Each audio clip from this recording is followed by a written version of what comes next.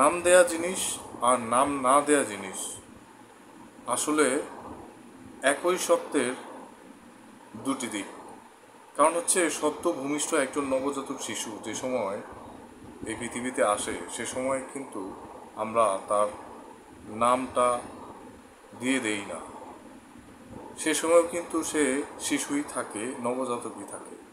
এবং যে সময় আমরা নামকরণটা করি সে সময় কিন্তু সেই নামটা তাকে আমরা দিলাম, ঠিক আছে, তাকে চেনার জন্য এই চেহারার শিশুটির নাম হচ্ছে এটি, কিন্তু নাম দেওয়ার পরেও সে কিন্তু তার বহন যেটি করে, নাম ছাড়া অবস্থায় যে সময় সে ছিল নবজাতক শিশু, নামটা দেওয়ার পরেও কিন্তু সেই নবজাতক শিশুই কিন্তু হচ্ছে থাকে।